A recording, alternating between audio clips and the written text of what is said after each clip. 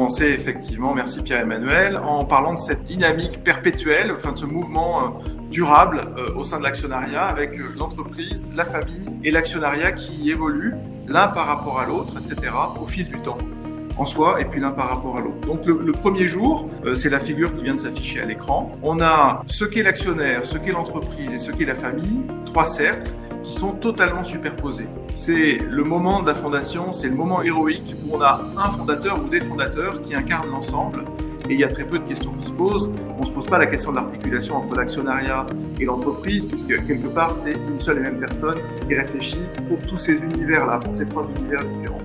Quand on passe à la génération 2, on voit que les choses commencent à évoluer petit à petit.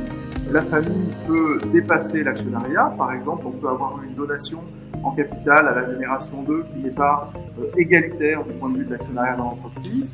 L'entreprise, elle, grossit et se développe au-delà des familiaux et on commence à avoir des écarts qui se forment.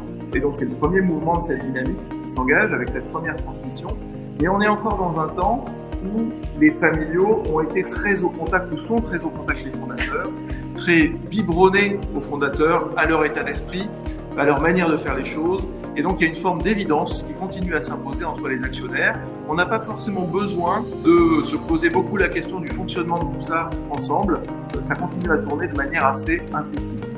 Les choses se compliquent un petit peu quand on arrive à la 3e génération, où là, petit à petit, on commence à avoir des familiaux qui n'ont pas forcément connu les fondateurs, des gens dans l'entreprise de la même manière, et peut-être parfois des actionnaires qui ne sont pas des familiaux et qui ont rejoint l'aventure pour les besoins de cette aventure et pour les besoins du bon développement de l'entreprise, que ce soit à l'occasion d'une transmission, pour diverses raisons nécessitant l'entrée d'un tiers, ou pour financer un projet, et projet pour lequel on a choisi de s'associer soit à un partenaire industriel, soit à un partenaire financier, soit d'ouvrir son capital à une part de flottant en bourse, et on a quelques représentants dans ce cas-là autour de la table aujourd'hui.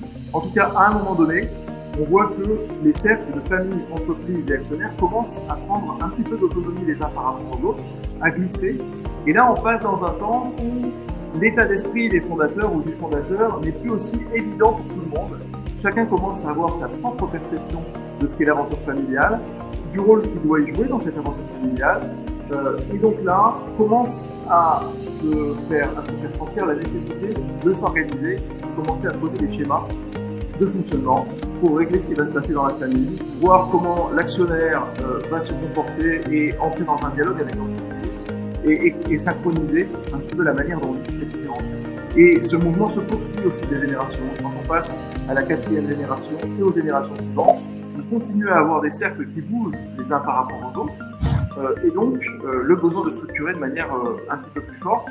On a autour de la table aujourd'hui des représentants de familles qui sont actionnaires depuis 4 générations et plus. Je pense à Richard Daher ou à Vincent Rousseau pour les groupes Daher et Bernard, où là effectivement on a franchi quelques étapes et on a senti d'ailleurs le besoin de se structurer pour avancer. Mais donc on est dans un mouvement qui s'engage, et quand on commence à réfléchir à comment rendre l'actionnariat familial durable, on voit qu'il y a déjà ne serait-ce que ces mouvements-là qui posent la question de comment est-ce qu'on s'organise pour le faire.